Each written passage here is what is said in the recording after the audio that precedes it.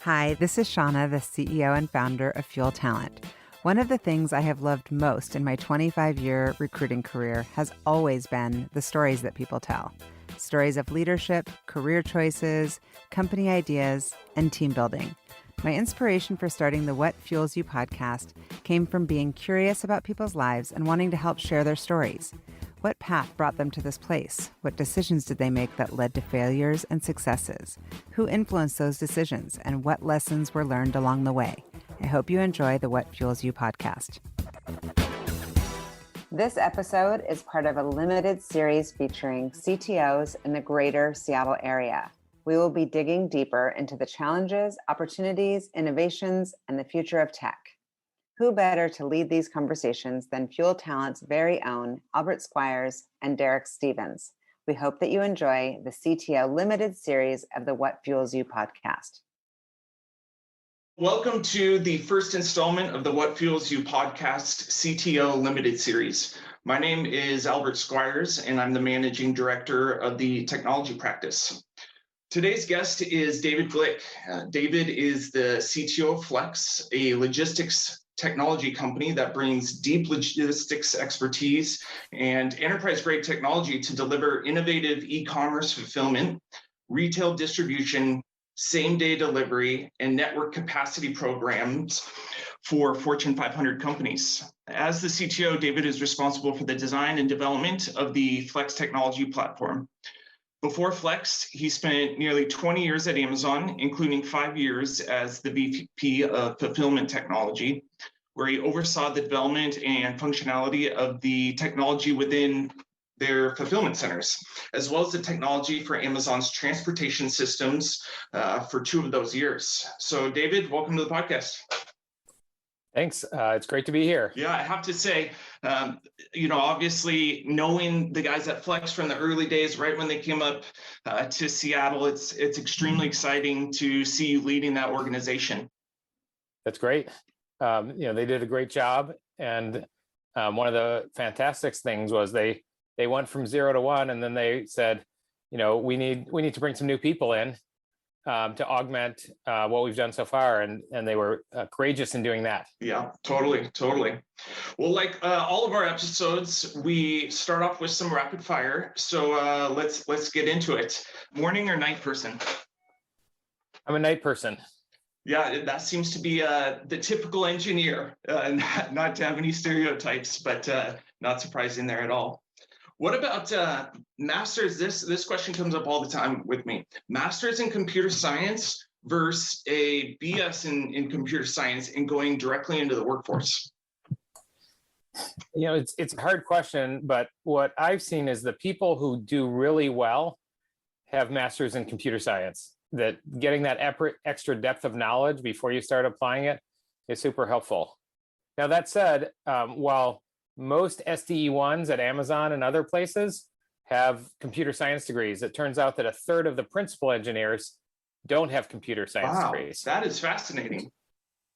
Yeah, and so what we found is that, as you get more senior, writing code becomes less important, and being able to design system, understand requirements, work with people, follow the values or leadership principles that are laid out by the company. Those trump sort of pure technical skills. Yeah, that makes complete sense. And knowing the restrictive amount of small number of principal engineers, I'm going to have to dig into that a little bit later on. What about if you were to build a startup from scratch? What language would you choose and why? I would choose Java because everybody knows Java. And many of these many startups start with Ruby on Rails because it's the simplest and it's kind of integrated. But that leads you to 5 years down the road. That leads you to a big deconstruct the monolith project. And we have I've worked with people who want to use Go and Python and Scala and all these things. And I talk to my more technical friends because I don't have a CS degree. I have a physics degree. And so I go to my folks who have CS degrees, and the principal engineer always says, I have this conversation with people every week. Like, we want to use Scala, we want to use Go. And it's like all the tools support Java. Everybody knows how to use it. Let's do that. Yeah, and the if you're building a platform, let's say from Go, I mean the talent pool is just obviously smaller, so that's something to take into consideration. If you were to be mentored by a business leader or a technology leader, past or current, who would it be and why? I think I've worked with Jeff Bezos before. I've been in meetings with him, and so we'll set that one out. But I think the only person who's nearly as visionary as Jeff is Elon Musk, and so I have a ton of respect for him. The way they're doing things completely different, and I see Tesla and SpaceX and all these other things, will be the most impactful and most valuable company in the next 100 years. Yeah, 100%. I'm sure somebody with the physics background can also geek out in that area a little bit as well. Well, I love that, his philosophy is, they talk about first principles philosophy, and the only laws you can't break are the laws of physics. Yeah, exactly. And so we constrain ourselves so often to perceived constraints, which aren't really there. And I think that Elon and others are looking past those constraints and make it super valuable. Yeah, 100%. Now, as far as books, I don't know if that's a passion of yours. It is for mine. What book has impacted you most? Yeah, I used to read a lot, but I only read when I go to bed. And so I try not to read business books, because if I read, what was it, Daniel Goleman's Emotional Intelligence while I'm laying in bed, I'm like, oh, am I doing that? Or am I not doing that? Am I emotionally intelligent or not? And so I can't sleep. But the one book I would say that had the biggest effect on my life was probably Rich Dad, Poor Dad. Because I read that when my son was born 17 years ago. And I was like, I'm going to get a 15-year mortgage. I'm going to pay it down fast, and I'm going to have no debt. And, his point was like, you need to go buy assets, and debt is good because they help you buy assets, and assets appreciate and debts reduce. And so, I guess in retrospect, had I just held my Amazon stock, that would have been the most savvy financial decision. But since I, listened to everyone and diversified, I diversified into buying real estate and other things which produce cash flow, and that allowed me to retire early. Yeah, nobody could have obviously predicted where Amazon stock was going over the last 20 years. I have to say, we have the same book. The first book that was given to me was How to Win Friends and Influence People. And then from there is Rich Dad, Poor Dad, and just went down that rabbit hole, got the board game. I have to say, I totally agree with you, put a different track on my life. So very cool. Well, how'd you get into this? I mean, what was your childhood look like? What age did you get interested in technology? I know you grew up and eventually went into physics, but what role did technology play as a child? Yeah, well, so my dad was a faculty member at Wayne State when I was growing up, Wayne State University in Detroit, and then eventually the dean at Missouri, and then provost at Arizona State and Iowa State, and then eventually president at University of Nevada. And so when I was a kid, all of our friends were either doctors, lawyers, or professors, all my parents' friends. And I would go to Dad's work, and he'd come in and people would say, present something to him, and he'd make a decision. And I said, I want to be a professor. And what I learned was that what he did wasn't being a professor. It was being the chairman or the dean, and that he was an administrator and a people leader. And so I followed in his footsteps through college and grad school, and about 3 years into graduate school, I called him and said, I'm not very good at physics. And he said, oh, I wasn't very good at chemistry either, but I'm a good people leader. And I was like, shit, you should have told me that 3 years ago, and I would have done something different. But I muscled through the program, and I ended up. My wife was actually a very good biochemist, and we both finished our PhDs at the same time. And we decided I wasn't going to go into physics, and she was going to go into biochemistry. And so we decided Boston, San Francisco, or Seattle. And she got a postdoc at Seattle, and I moved out here with her, and we lived in my friend's basement because she was making $30,000 and I was unemployed. Yeah. And fortunately, one of my friends from the physics program had gone to be a CS rep at Amazon, and she was able to get my resume routed to the right place. And I was a junior IT PM when I started. at Amazon. And was that the first? So did you go straight from your PhD to Amazon, or did you have any background leading software or logistics businesses before joining Amazon?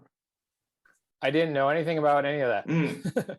I had been the assistant system administrator to pay for grad school. And so I had learned how to, type ls-al. Yep. And, a few other commands to run the backup tapes. And I came in and said, I don't have any technical skills nor any experience, but I'm young and strong and I'll work hard.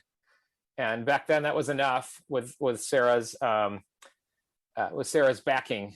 There was a lot of, we like Sarah, and so she trusts you, so we trust you. And my first role, I got there and it was November '98, so everybody was busy, and they were like, "Go find something to do." And so I went down to the warehouse and I was packing books because we did that back then. As a PM. Yes, wow. As a project manager. And I volunteered to go down there sort of 1st of December. And a few days later, the email came out from Joy Covey, who was the chief financial officer at the time, that said, "What are you doing right now? If it's not more important than delighting our customers, stop what you're doing and go down to the warehouse and help pack books." And I was at home at the time and I was watching Buffy the Vampire Slayer. It was 8:54 on a Tuesday night. And so I watched the last 6 minutes of Buffy the Vampire Slayer and I drove to the warehouse. And for the next 2 weeks, my job from midnight to 8 a.m. was to divert packages down our automated packing lines. And the small packages went to the left. The medium packages went to Slam Line 2 and the big ones went to Slam Line 3. And that's when I became passionate about automated sortation. And I was tapped like at 4 a.m. down at the warehouse. And they said, "We're going to open up a bunch more warehouses. We need you to go home. Since you finished your shift at the warehouse, we need you to go back to the office and start ordering equipment and putting together a schedule to stand up the first warehouse, which was in Fernley, Nevada." Wow. Incredible. I maybe jumping ahead a little bit, but one of the principles that I've been following about you is solve problems for your manager.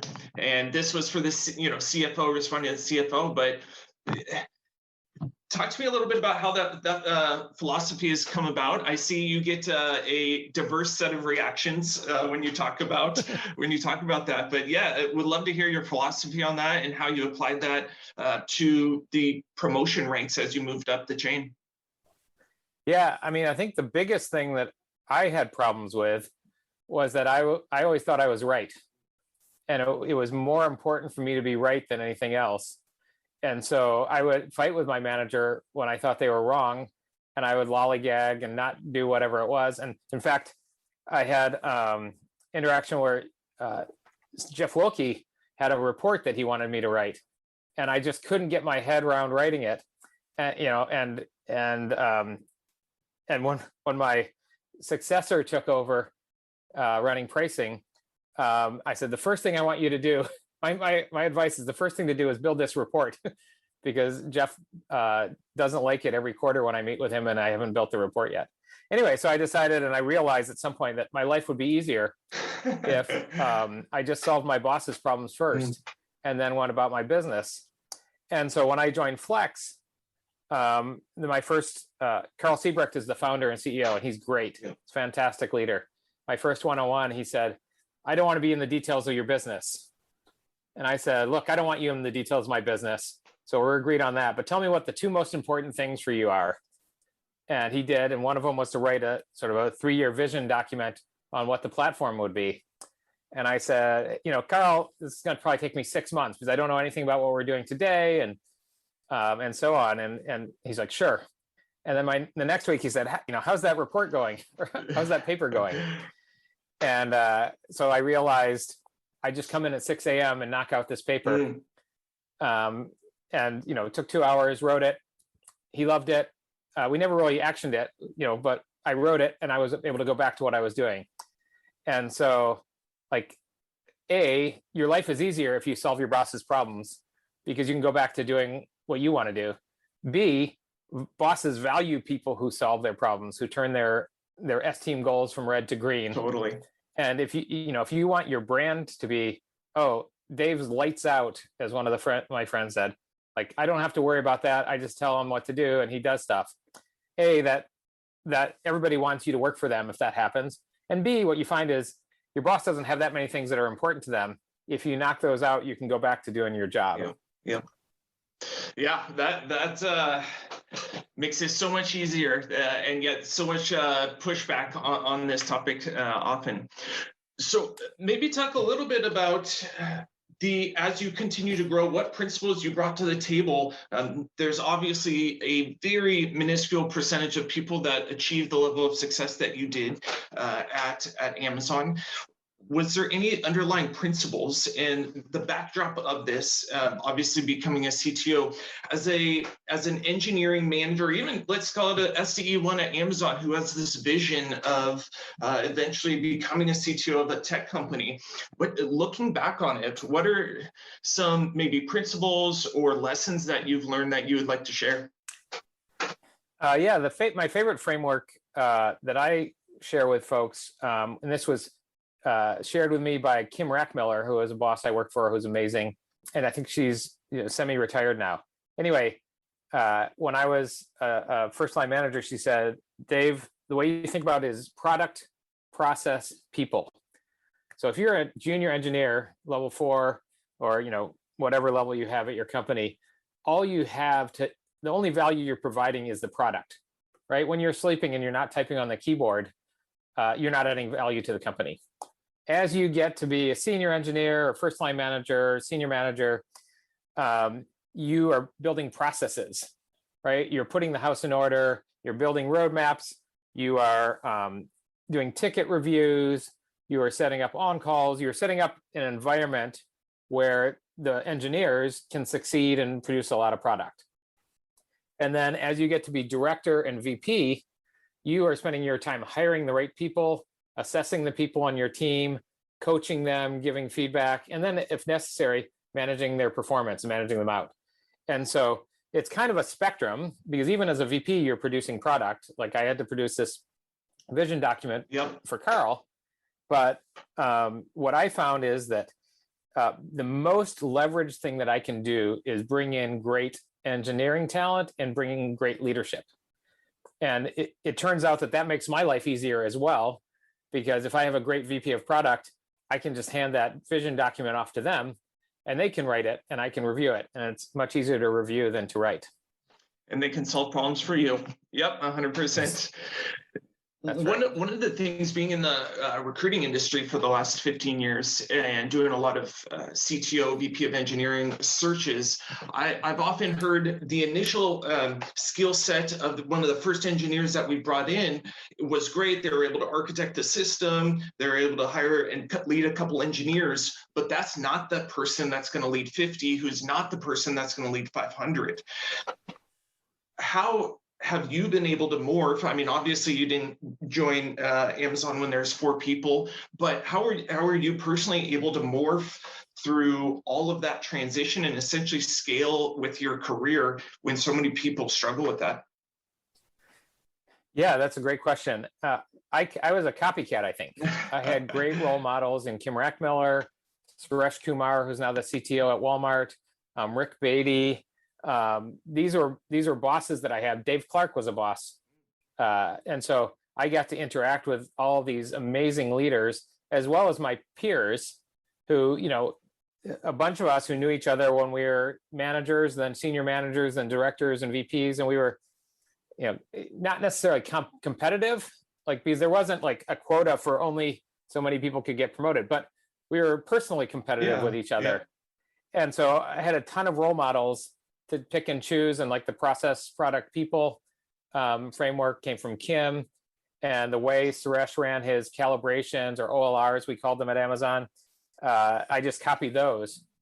And I wish I had some original thoughts. Most of my thoughts are, either complete plagiarism of Suresh and Kim's, or they're sort of things that I came to the conclusion of when listening to, after listening to all the leaders, and all the way up to Jeff Bezos. Yeah. I got to interact with a little bit. I once heard a podcast and someone was talking about Bob Dylan, and they said, I consider Bob Dylan the man with the pen. and that there's music flying by us every day. It's in the air, and someone has to reach up and grab the music and put it in their pen and put it on paper. And Bob Dylan is the man with the pen. And so I kind of feel like that, not that I've ever achieved any greatness as Bob Dylan, but that like there's all of these great managers and leaders around me, and there's management books and leadership training and all those things. And so if you let all of those wash over you or fly by you, and then you grab the best of each one, that's been my idea or my philosophy. Be a sponge. Be a sponge. Yep, 100%. A selective sponge. Yes, there we go. There we go. Awesome. And then before we jump into some of the technical conversation topics, I'm curious to hear a little bit about your transition to a CTO. I'm sure your organization was significantly larger at Amazon. How has your role changed to be a C-suite employee? And then what is maybe a misconception that people have with this, what a CTO's role is? Yeah, that's a good question. I mean, CTO is just a title. I managed 3,000 people at Amazon in fulfillment and logistics, and now when I joined Flex, it was 22 people, and people said, "Oh, it must be completely different," and it's not. At this level, it's how do I hire the right people, promote the right people, give feedback, manage performance. Put the people in the right positions. And then, so that's what I spend a ton of time doing today. The first 2 weeks, I ended up flying out to a warehouse where we deployed some software, and it didn't work very well with our biggest customer. And our biggest customer wanted to fire us. And they said, if you don't fix this by this weekend, we're going to fire you. And so I flew out there with a bunch of engineers, and we were working, dawn to dusk. We were deploying new software.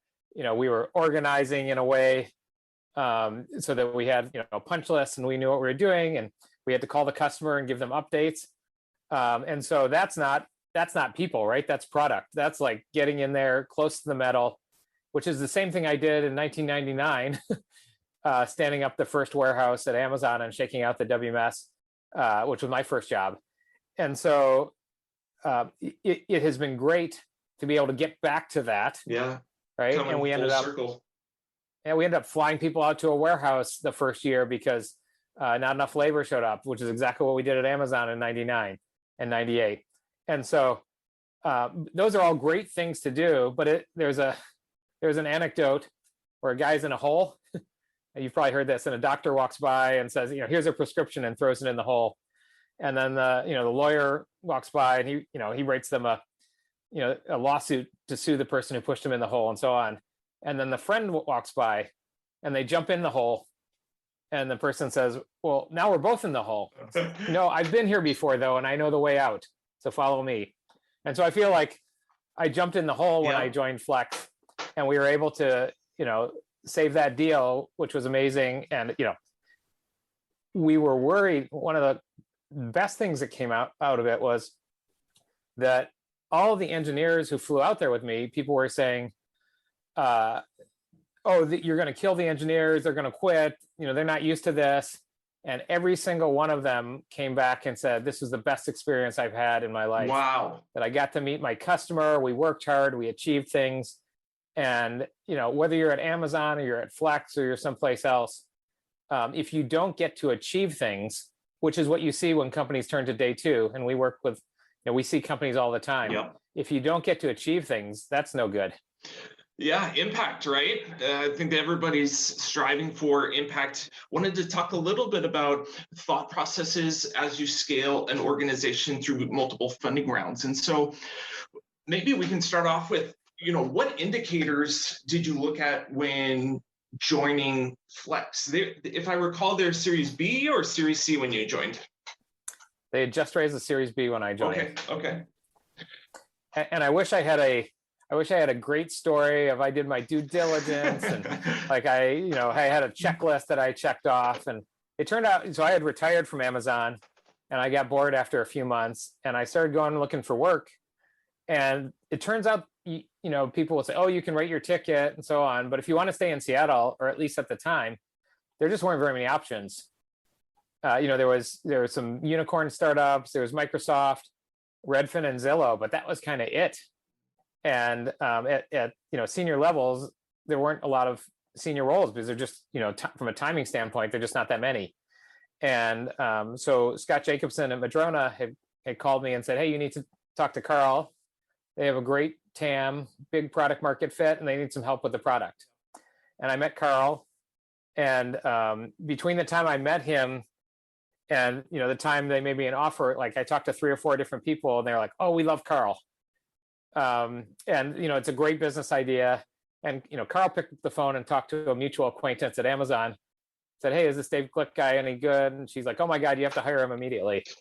And so we moved pretty quickly.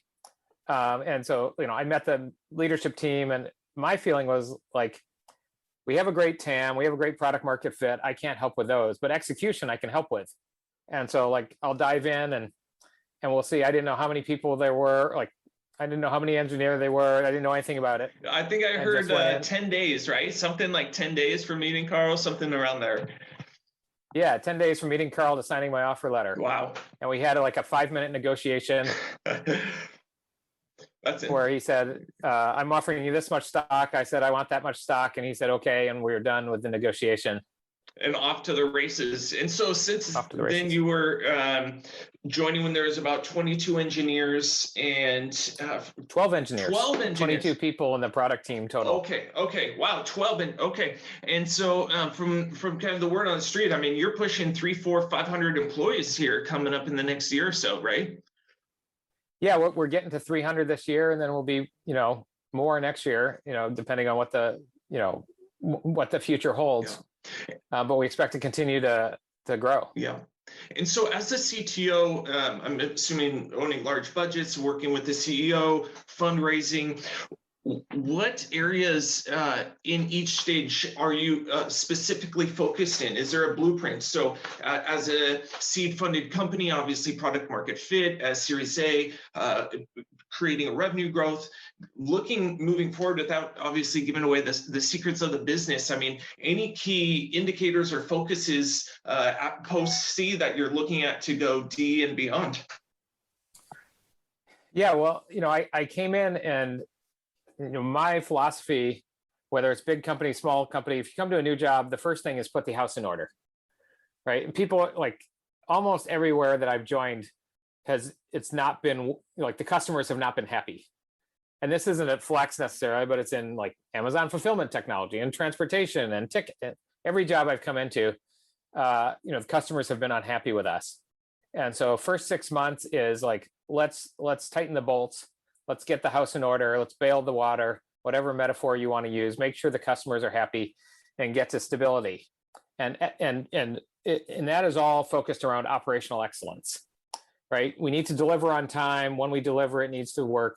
And, you come into a new environment and people don't know who you are and you don't know who they are. But one thing everybody agrees on is we should be operationally excellent. And so I always start with that. And while I'm doing that, that buys the time for hiring, who are the right people I can bring in, and evaluating the talent and making sure we have the right people on the bus and the right people off the bus. So I always give myself a 6-month time frame, A, to put out the fires, and B, to get my direct report team in order. And so that's what I did when I joined Amazon. That's what I did when I joined Flex. I was lucky. The day after I signed my letter, we hadn't announced anything. And a friend called me from Amazon. Her name is Na Lee. And she's like, Dave, I'm ready to leave. I'm like, well, I can introduce you to other people there. And she's like, no, I want to come work for you. And I said, well, I don't have anything. And she's like, really? Wow. And wow. So I'm like, actually, I do. Yeah. And she came in, several weeks after I started and basically put the house in order, and which allowed me to fly all over the country, shaking out WMSs, spend my time recruiting, spend my time doing podcasts, spend my time raising money. Yep. And she was a lifesaver. And she was a director of engineering, VP of engineering, somewhere in there? Yeah, we brought her in as director of engineering. All right, cool. And then over the next 6 months, I hired 2 more directors of engineering. And then after, I think about a year and a half, we as a company decided, I proposed it, but Carl and Adam, our sales leader, we agreed that I could add more value spending more time recruiting, like executive recruiting, and spending more time doing sales, because I know people at Kraft Heinz and Kroger and Lowe's and Walmart and so on, and we happen to have, we opened up we interviewed both of our directors, or all three of our directors, to be VP of engineering, and we rolled that all up. And it turned out that Anthony Girolamo took that role. And so he's now running the engineering team, under my guidance, but, he doesn't really need my guidance. But but now I spend a lot of time being very externally facing.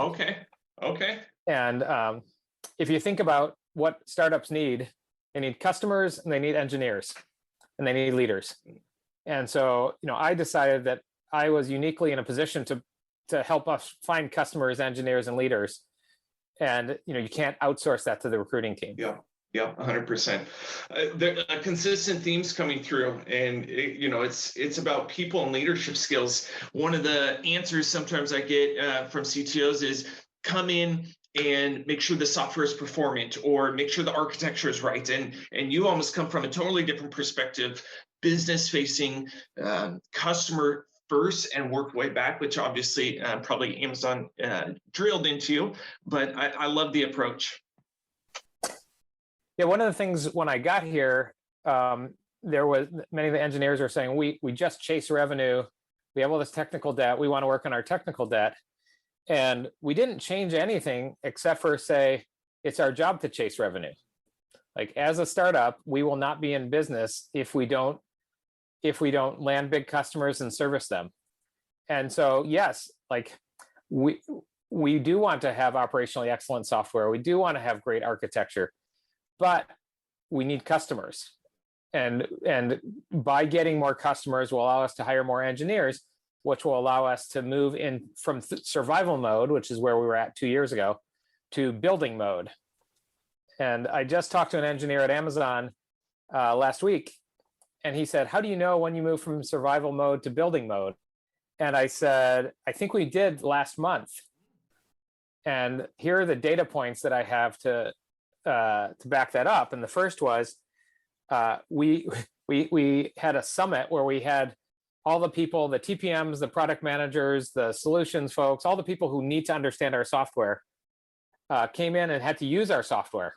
And all these corporate folks came back and said, this thing sucks. It's unusable. And Anthony said, well, this is not acceptable. We are going to stop what we're doing, and we put 50 tickets in, and we went and fixed all those 50 tickets in like 2 weeks. And then we did this 3 times. The third time, the group came in and said, man, the software is great. Awesome. And to me, that was an indicator that we stopped. We weren't like, oh, we are only trying to chase revenue. We can only do what our customers tell us to do. But we now have enough. We have 63 engineers in seat. So we have enough that we can allocate to doing the right thing. Yeah. And the second data point was we had a sales summit. And the first line from Carl's mouth and from Adam's mouth was, not all revenue is good revenue. Oh, interesting. Okay. Which is a departure from most startups. Yes. And we joke that Adam is the guy who says no to revenue, and I'm the guy who wants to say yes to all the revenue, which is weird for the CTO versus the CRO. Totally. So we kind of got and he's a quiet guy. He's an introvert. Really? And he doesn't like to go out and see customers, and I do. So we are supporting each other's strengths and weaknesses. Awesome. Those indicators are incredible. You obviously, recruiting and building a team, the culture is at the core focus of everything you do. How have you been feeling, and how have you been able to build a remote culture? You've obviously, I don't remember exactly when you started, but most of your tenure there has been remote. I know traditionally Flex was in the office. How have you been able to do this? Yeah, a couple things. One is we have an amazing HR team led by Deirdre Runnett, who used to be at Zulily. But one of the things we came into this year we came into 2020, we had 3 top-level goals: growth, scalability, and inclusion. and maybe we came into 2021 with this, and I said, like, I don't agree. We should have 3 top level goals: growth, growth, and growth, because we still need to grow, and we can't, we are still in survival mode. And Deirdre and Carl and others said, nope, Dave, we want to and we need to build an inclusive culture from now, and we can't wait until we're $1 billion company to do so. And I've come around. I find myself talking very frequently to people who want to ask me about the culture and is it an inclusive culture. And so we have put it front and center, and it's a commitment that we have great performers who get counseled and managed because their UX, their user interface is rough, and including me. I've gotten a lot of feedback, and we take it pretty seriously that we want to build an inclusive culture. And doing that remotely, I think, as long as everyone is remote, the playing field is fair and level. And as long as we're all just a face on the 49 faces in the Zoom box, I think it's good. And I don't think it's that much harder. We have several people who have gone out of their way to build activities and Slack channels and all these things. Just to be candid, I haven't been deeply involved except for approving the funding right. as needed for those things. But it's interesting, like, as a proverbial old white guy, I'm good. But as we have, call them Gen Z or millennials or folks who've grown up in a much more inclusive environment, it's important. And I always check myself, because we're having discussions about these, and sometimes we'll end up with all the old white guys saying one thing and then others saying another thing, and I take that as a signal where I need to step back, and even if it doesn't hit me viscerally, it's important. And so that's a big learning that I've had. I do think it will be a challenge as people start going back into the office, where you have 2 people on a team in the office and 3 remote, or 4 in the office and 1 remote, that it will not be a level playing field. And so we are spending a lot of time thinking about what guardrails and what policies and best practices can we put in place so that people feel included when they're remote. 100%. It's a tough problem to solve. We're having many conversations around this as well, likely to go back to a hybrid model. But when your top performers are continuing to maybe move out of the location, it's all about the people. And so finding that balance and inclusion is, I'll have to call you up in 6 months and see if I can pick your brain. As it relates to recruiting, I gave this talk a couple of years ago called David versus Goliath, and it was centered around what do you see the future of talent acquisition looking like when there's Amazon, Google, all of these big companies with ballooning stock prices compared to your current situation. I know selling a vision is obviously important, but have you learned anything? Have you been surprised at anything? I mean, what's been your experience having huge amount of funds at Amazon being able to go after principal engineers and recruiting for a startup like Flex? Yeah, it has been hard. There's people say, well, Amazon has a salary cap of $160,000 or $175,000. Well, the RSUs, yeah. But the RSUs, right? So it's liquid comp, yeah. Or it's not cash comp, it's liquid comp. And especially with the inflated stock price there, and Microsoft's stock price is quite nice over the last several years as well. And so if you figure that 80% of the engineers in Seattle work at Microsoft or Amazon just because of the size, we had discussions, especially before we raised Series C, that we can't compete with Microsoft and Amazon for engineers. And my response was, we can't afford not to compete with Microsoft and Amazon for engineers. And so we can't compete on liquid comp. But base salary you take salary plus equity, and we cannot compete on salary plus equity today, but you need to paint the picture of what the equity would be worth at the next raise and the next raise. And again, I spent a bunch of time with exec folks, not with engineers recruiting. So I am dealing with senior managers, directors, VPs, and that package is highly equity weighted. Yes. Right. As you know, dealing with startups, nobody's making more than $200,000 to $250,000 in cash ish. Yep. Even at the executive levels. And so then what I found is you can't poach people who don't want to be poached. And so, but there are lots of people in Seattle who are unhappy with their employer and unhappy with the culture at their employer.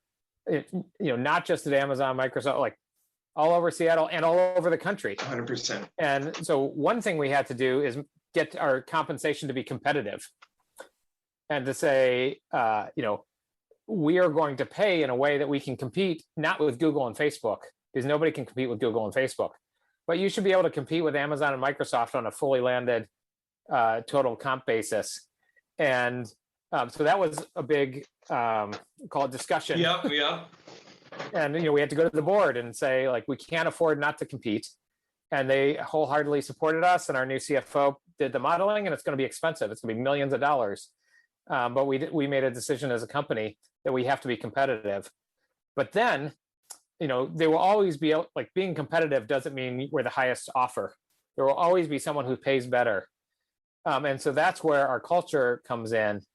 And what people like about a startup is, as opposed to a megacorp, is that you're much closer to the metal and you can make decisions quickly. The downside of many startups is they can't afford to hire a senior leader.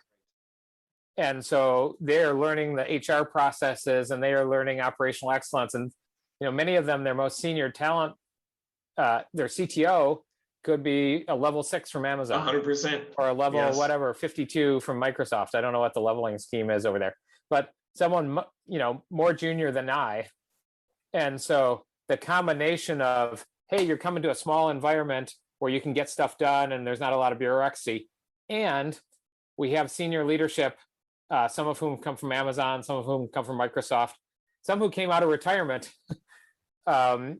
because I've known them for 20 years. And so you build this core leadership team that is a competitive advantage in recruiting. And when people come and meet, Julia Donald and Troy Roberts and so on, they're like, these are people I want to work with.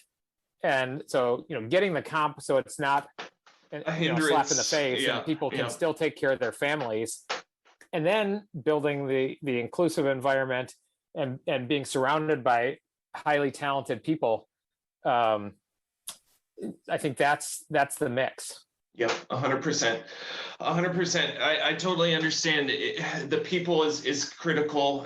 Being able to sell the leadership skill set and track record is massive, and I think that's why I've heard such positive things about what you've been able to do there. Last technical question: machine learning, AI. I mean, it's being talked about all over the place. Every company is doing it, although we could say some are just some basic statistical modeling. I mean, what's your view of the future as it relates to that? Do you foresee that being a big play within Flex? And do you have any philosophical approaches to implementing machine learning and AI into the technology space? Yeah, that's a great question. My favorite joke is, it's AI when you talk to investors, ML when you talk to engineers, and you do it on spreadsheets when you're actually doing it. Exactly. Excel functions. Linear regression when you actually do it. And I posted that on LinkedIn and I got a ton of views and comments and likes. And so I think there's some people get it.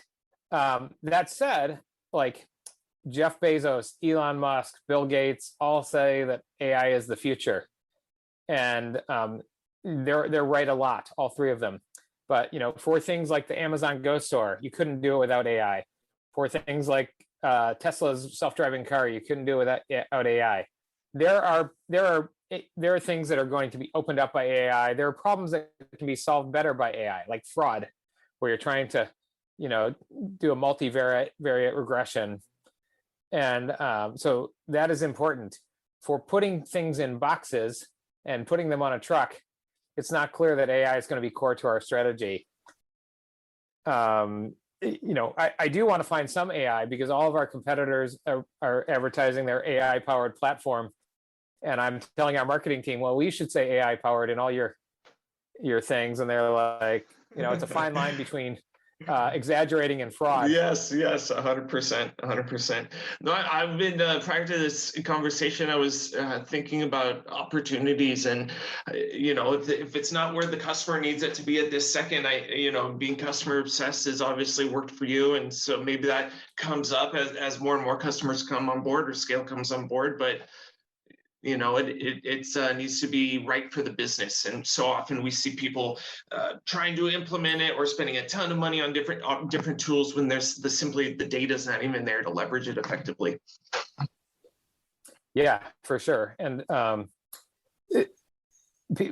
Amazon uses AI for do inventory placement, but when they were a $20 billion company, which still puts them in the Fortune 100, that was all being done by spreadsheets. Yeah. And allocation factors and things like that, which are pretty static. So anyone who's not running at Amazon scale or Walmart scale, I think it's not clear that they need AI for their fulfillment and logistics. Yeah, 100%. Awesome. Well, I guess my final question for you, you obviously came out of retirement. What gets you out of bed at day? Like, why did you come do this? What fuels you? Yeah, I was presenting at our sales summit last week, and I say there are three things that are important to me professionally. One is people at our company. Even more broadly than that, the people in my tribe, and many of those are at our company, and some of them are outside the company. And I brought these people. They followed me to Flex. They came because I was here, and so making them proud, and growing the business, taking care of those folks is number one for me.